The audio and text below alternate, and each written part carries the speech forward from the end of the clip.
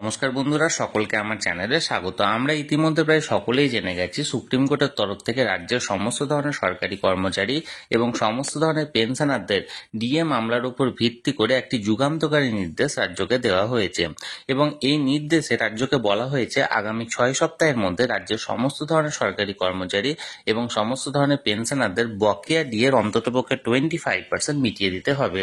এবং এই নির্দেশের পরে এইমাত্র সরকারি তরফ থেকে একটি অত্যন্ত গুরুত্বপূর্ণ আপডেট বেরিয়ে এসেছে এই 25% ডিআরএস অ্যালাউন্স বকেয়া মেটানোকে নিয়ে। সরকারের তরফ থেকে এই 25% ডিআরএস অ্যালাউন্স মেটানো নিয়ে কি বলা হয়েছে আজকের ভিডিওতে বিস্তারিতভাবে আলোচনা করব। ভিডিওটি অত্যন্ত গুরুত্বপূর্ণ, তাই প্রথম থেকে শেষ পর্যন্ত অবশ্যই ধৈর্য সহকারে দেখবেন এবং ভালো লেগে থাকলে অবশ্যই একটি লাইক করবেন এবং সকলের সঙ্গে শেয়ার করবেন। আর সেই সাথে এই চ্যানেলে যদি প্রথমবার হয়ে থাকেন এই রকমের ইনফরমেটিভ ভিডিও আরও দেখার জন্য যারা এখনো পর্যন্ত এই চ্যানেলটিকে সাবস্ক্রাইব করেননি তারা অবশ্যই চ্যানেলটিকে সাবস্ক্রাইব করে নিতে ভুলবেন না। তাহলে চলুন আমরা বিস্তারিত জেনে নিই। দেখুন, এটি একটি নামী সংবাদপত্রের প্রতিবেদনের অংশ। এখানে মাননীয় মুখ্যমন্ত্রী মমতা বন্দ্যোপাধ্যায়কে এই 25% বকেয়া ডিআরএস অ্যালাউন্স পেমেন্ট করার ব্যাপারে প্রশ্ন করা হলে উনি বলেন, দেখুন এখানে হেডলাইন্সও দেওয়া হয়েছে, কোর্টের কেসের ব্যাপারে আমি কিছু বলি না, ডিএ মামলায় সুপ্রিম নির্দেশে মন্তব্য মুখ্যমন্ত্রী মমতা।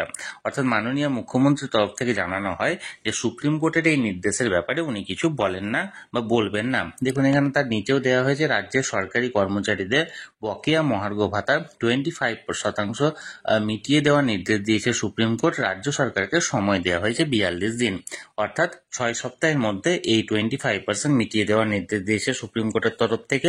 এবং এই সংক্রান্ত মাননীয় মুখ্যমন্ত্রীকে প্রশ্ন করা হয়েছিল, উনি বলেন যে কোর্টের কেসের ব্যাপারে আমি কিছু বলি না। তাহলে বন্ধুরা, 25% বকেয়া ডিআরএস অ্যালাউন্স মিটিয়ে দেওয়া নিয়ে যে সরকারি প্রতিক্রিয়াটি এসেছিল সেটি সরাসরি আমি আপনাদের সঙ্গে শেয়ার করলাম।